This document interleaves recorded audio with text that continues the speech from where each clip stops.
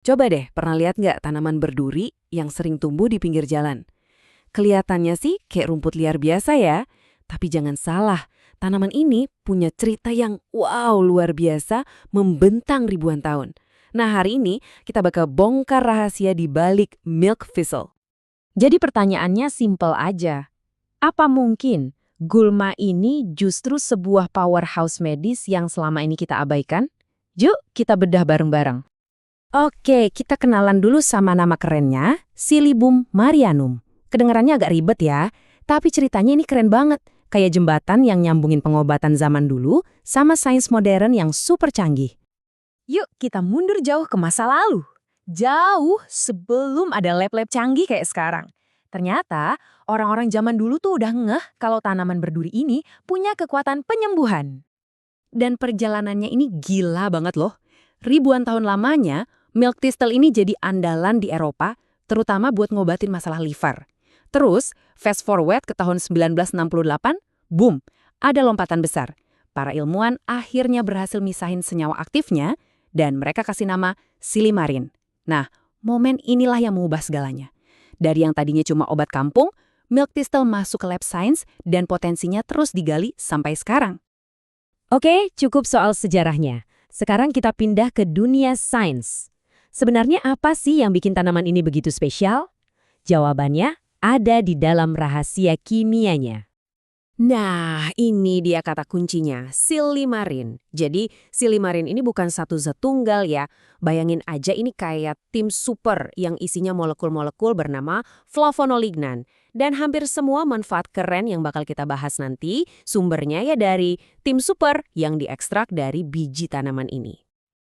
Coba kita lihat jeroannya si biji milk thistle. Isinya kebanyakan minyak sama pati. Tapi lihat deh bagian yang kecil itu. Silimarin, cuma sekitar 3%. Ini nih yang nunjukin betapa dahsyatnya dia. Walaupun secuil, efek biologisnya itu luar biasa besar. Small but mighty, gitu istilahnya. Nah, kalau tadi kita bilang silimarin itu tim super, silibin ini kaptennya. Dia ini komponen yang paling banyak dan paling aktif di dalam tim itu. Jadi, bisa dibilang sebagian besar kekuatan super milk thistle itu datangnya dari si molekul bintang ini. Oke, jadi gimana cara kerja tim super ini di dalam tubuh kita?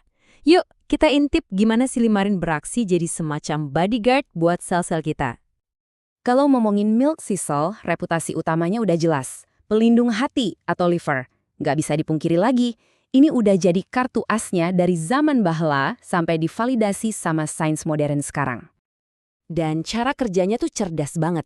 Silimarin ini kayak jenderal yang punya strategi pertahanan berlapis. Pertama, dia jadi satpam, ngeblokir racun biar nggak bisa masuk ke sel hati. Kedua, dia jadi pasukan anti karat, melawan oksidasi dengan netralin radikal bebas.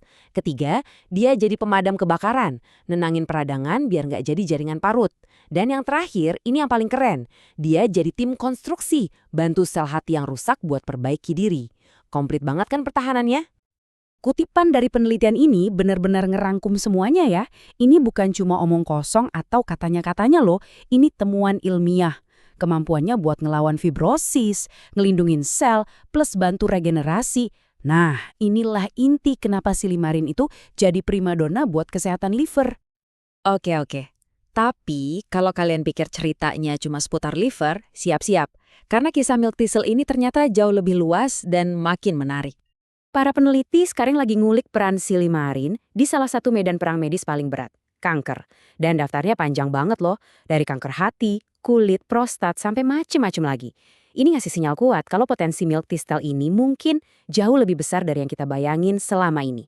Terus gimana cara kerjanya? Gampangnya gini, penelitian nunjukin silimarin bisa ngeganggu siklus hidup sel kanker. Pertumbuhannya dihambat, dan yang lebih penting lagi, dia bisa nyuruh sel kanker buat bunuh diri. Istilah kerennya apoptosis. Ini strategi yang pinter banget dan sangat tertarget. Dan ceritanya nggak berhenti di situ. Selain buat liver dan penelitian kanker, silimarin ini juga nunjukin kekuatan di area lain. Dia diteliti sebagai antioksidan, sebagai pelindung sel saraf atau neuroprotektif, dan juga sebagai agen anti peradangan yang kuat buat seluruh tubuh. Keren kan? Nah, sekarang kita geser sedikit. Kehebatan milk thistle itu ternyata nggak cuma di dunia medis aja loh. Tanaman ini serbaguna banget dan penggunaannya di industri lain cukup mengejutkan. Lihat deh, ini bener-bener nunjukin betapa berharganya tanaman ini.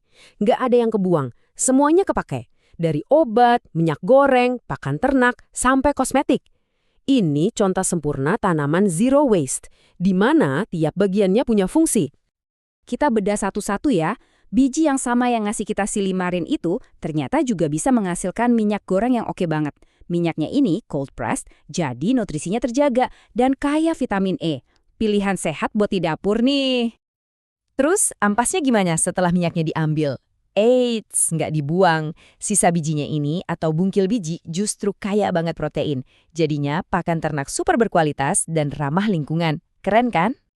Ingat kan tadi kita bahas soal kekuatan antioksidannya? Nah, kekuatan yang sama yang lindungin sel kita dari dalam itu ternyata juga ampuh buat perawatan kulit. Di dunia kosmetik, dia dipakai buat ngelindungin kulit dari serangan lingkungan, kayak polusi atau sinar UV. Oke, kita udah jalan-jalan dari sejarah, sains, sampai macam-macam kegunaannya. Pertanyaannya sekarang, apa langkah selanjutnya buat tanaman hebat ini? Yuk, kita lihat apa tantangan dan potensinya di masa depan. Nah, disinilah letak pekerjaan rumah utama para peneliti milk thistle sekarang. Di satu sisi, potensinya luar biasa gede. Tapi di sisi lain, ada tantangan besar namanya bioavailabilitas. Gampangnya gini, tubuh kita itu agak susah buat nyerap silimarin secara efisien. Jadi para ilmuwan sekarang lagi berlomba cari cara supaya senyawa keren ini lebih gampang diserap, biar semua potensinya bisa kebuka. Dan ini membawa kita ke sebuah pemikiran penutup. Kisah Silbium marianum yang berubah dari rumput liar jadi bintang penelitian dunia memunculkan satu pertanyaan penting kan? Kira-kira ada berapa banyak lagi gulma di sekitar kita yang diam-diam nyimpen rahasia medis dan cuma nunggu waktu buat ditemukan kembali? Sesuatu buat kita pikirin bareng-bareng. Terima kasih sudah menyimak.